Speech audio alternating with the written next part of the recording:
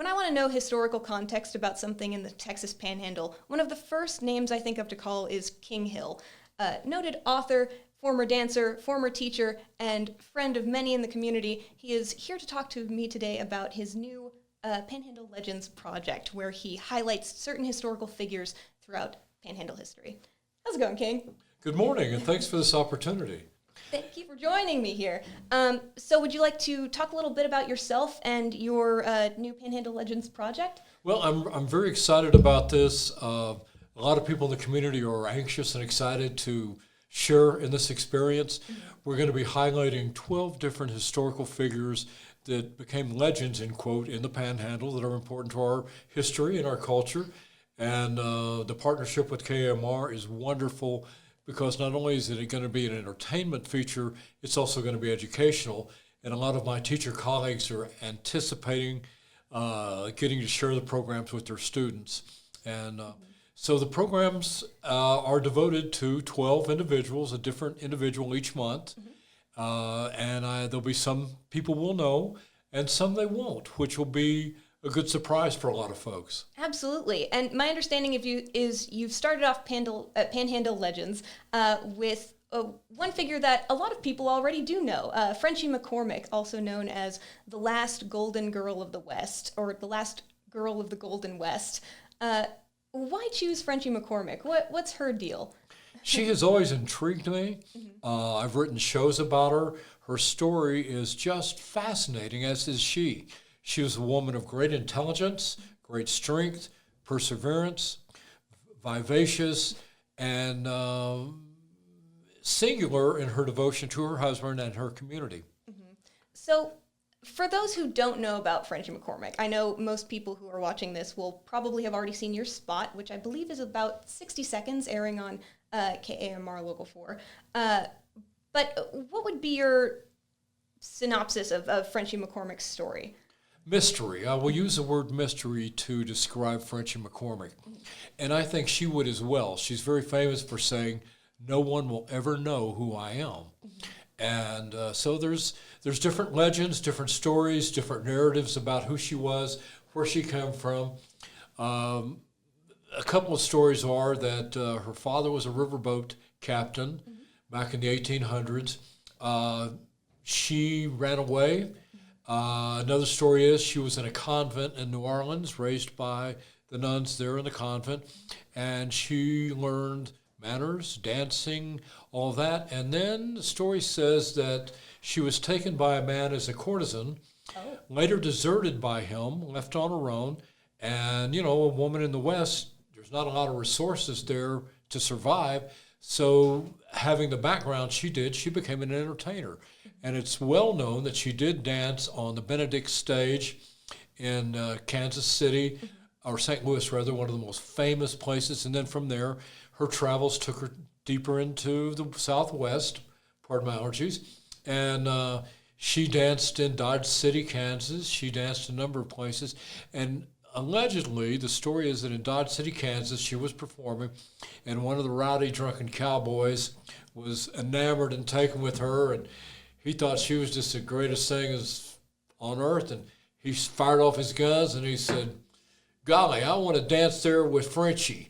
And so he gave her the nickname, moniker Frenchie, and it stuck, and that's what she used. That's fantastic. Then, as the story progresses, she moved to Mobeetie, Texas, which was an early frontier settlement. There she met an Irish gambler named Mickey McCormick. The two hit it off. He brought her with him to his business in what was Old Tascosa. He had a livery stable in front and a gambling house establishment in back, and he said she was his good luck. As long as she was with him, he never lost. And she was fiercely devoted to him. And if another woman tried to approach Mickey, she's famously known for physically picking him up and throwing him out the door. But that's right. She was very vivacious, I think, is how she's been described. I think we were even talking about earlier how she was known as a boxer as well as a burlesque dancer, and certainly known for her iconic love story with her husband. So you were saying they moved to Old Tascosa. McCormick had his business there, and what happened that? Well, there were a lot of, it was an ugly, well, not an ugly, but it was a rough frontier settlement, and it didn't have the social structure that a lot of more established cities did. Mm-hmm. It was Western, it was frontier, and so couples sometimes, many times, would not be married. They would just live their life as couples. Mm-hmm. And so the new establishment declared that all people must be married. And so Frenchie and Mickey got married, but there was a love story many years even before they were forced to get married. And they were very well known in the community. She was known for her benevolence. She was quite active in the Catholic Church in the community. She took care of the sick, the ailing. She educated children. So she was many things to many people. She had a lot of friends. Yeah. My understanding is that she was one of the last remaining residents of Old Tascosa, even after the town became a ghost town. Is that right? Very much so. Mm-hmm. She was an amazing individual. So the story goes that she was with Mickey, and they were fiercely devoted to each other.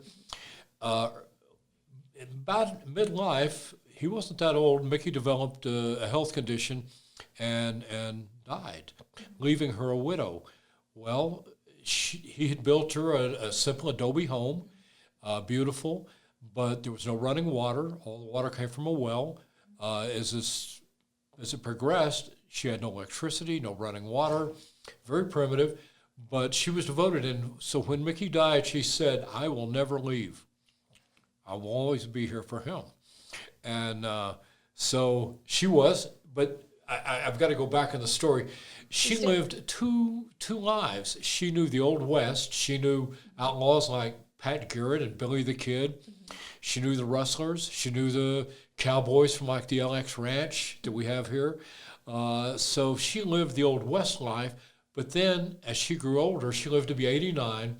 She knew television. She knew automobiles. She would attend the Tri-State Fair. She would come to Amarillo and see the sights. So, you take someone from the Old West cowboy days to the age of flying and planes and TV and all that. That's a remarkable life to live through both those transitions. Absolutely. She really saw a whole lot of faces of the West, didn't she? Yes, she did. Yeah. So back to her story. When her husband died, she made the declaration, "No, I'm not going to leave." Well, the railroad moved, and it moved to Amarillo. So all the people had no reason to stay there. The community had nothing to sustain it, so everybody left. They went different ways. Some went to Amarillo, some went other places, and she was the only one in that town left and lived there by herself out on the prairie. You're talking wild animals, fierce winters, all that goes with it. In the winter when it would get cold, she's reputed to have taken rags. The windows would freeze and crack, the panes in the windows, and she would take rags or newspapers and shove them in the holes of the windows to try to keep out the cold or the weather. Yeah, very primitive. It was well documented that she had rattlesnakes living in her home and under her bed, and one bit her dog. And so some of her dear friends, ladies who wanted to care for her, they said, "Frenchie, you can't live like this. Move in with us. We'll take care of you." Pardon me. So they moved her to Adrian, and she said, "I'll go on one condition, that when I die, you return me to Tascosa." And they did. And she's buried in the Casimiro Romero Cemetery, right by her husband, Mickey, and is there today. And quite the legend. Absolutely. And her headstone was made by alumni from Boys Ranch, if I remember correctly. Correct. So when Old Tascosa dissolved, the Bivens family, Julian Bivens, is part of his ranch. He donated that to Cal Farley for the establishment of Cal Farley's Boys Ranch. And he gave that to Cal Farley. So Cal Farley started the Boys Ranch in the old courthouse that was abandoned there on Boys Ranch.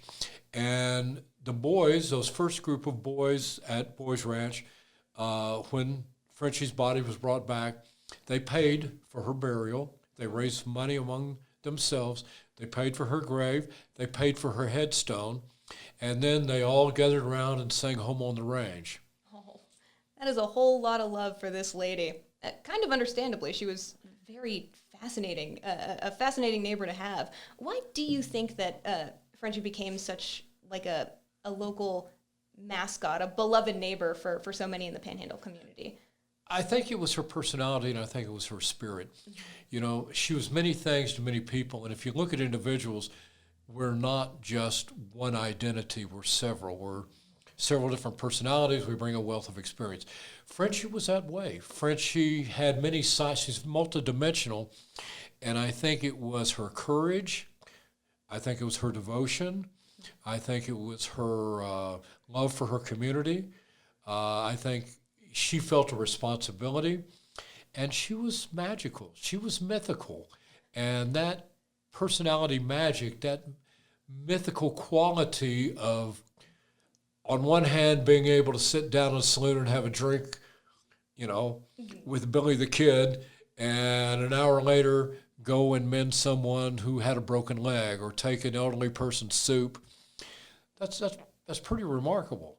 And then her strength to live by herself all those years, no running water, no electricity, out there alone, no Obviously one to talk to. A woman of conviction, for sure. Very much. So I find it fascinating that you chose Frenchie as your first subject for the Panhandle Legends project, since this is going to, as you mentioned, cover 12 historical figures from Panhandle history, and the range of people is rather broad. So why start with Frenchie? I wanted to start with someone strong, someone that wasn't totally well known, or if known, all of her history wasn't known or shared. And I wanted to find someone who had a guiding spirit. And so to me, she exemplifies a guiding spirit of what it takes to be exceptional, what it takes to be a legend. And so to me, she is a perfect one to be the first one. Absolutely. So when we were speaking earlier, you mentioned that one of your hopes for the Panhandle Legends project is to present people from local history that our younger people, our students, can look to as role models or for examples for them to look at for situations in their lives. What do you hope is the major takeaway for a student learning about Frenchie McCormick? Her tenacity, her conviction, her strength of character, her independence, and the fact that, you know, an individual can determine their own fate. They're not left to be decided by their mother or their father or their friends or whatever. They can determine what path they want and choose it and go with it. And she did. And you can imagine some of the more quote-unquote upstanding ladies of the town, it's well known that they wouldn't cross the street when she was on the street.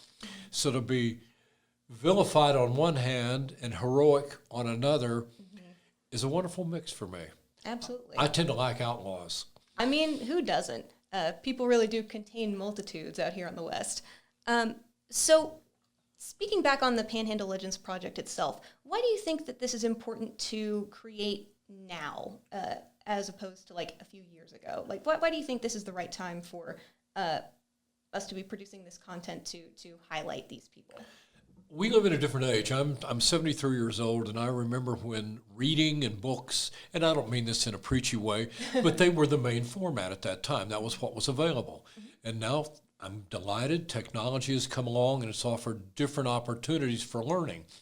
And with that comes challenges, and everything is very, as you well know, everything is condensed, everything is short, to the point, digestible, if you will, because we have so much input, so much happening in our world today. Oh, yeah. I think the timing of this episode is important because it gives visuals as well as content, and people can take them in short bites, and then if they want to extend their learning, there's more out there on the web, at the library, wherever. But I think the time is now because I think we need to embrace and learn the lessons of our history, and now what better time to do it than the present? Absolutely. I think that's a really great reason. So thank you again for coming to talk with me in more depth about Frenchie and your Panhandle Legends project today. Is there anything else that you think is very important for people to know and understand about either Frenchie or the project as we're sort of winding down? Yeah, and I don't want to give away, I don't want to be a spoiler, but there'll be stories, as we said at the beginning, that they'll know, but there'll be a lot they don't. And one example is the first Thanksgiving was in Powder Canyon. And we'll be highlighting the individual who did that. The slam dunk maneuver that everybody knows about in basketball, where it's slam dunk, that was invented by a boy from Happy, Texas, who became an Amarillo resident, went to the 1939 Olympics, won a gold medal, and his son lives here in Amarillo. And to think that this is our heritage, this is Amarillo. Some they'll know and some they won't. Men, women, all different backgrounds, experiences.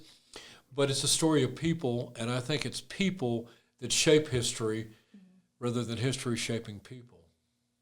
I agree. I think it's a wonderful opportunity for everyone to get to see another perspective on the Panhandle and the people who helped shape it. So I once again really appreciate you talking with me more in depth on this, and I look forward to the next entry in this project, which will be airing next month on KAMR Local 4 News, as well as on myhighplains.com and KAMR Plus. So thank you once again, King, for joining me today, and I hope to talk to you again very soon. Thank you so very much, and thank KAMR. See you next time, guys.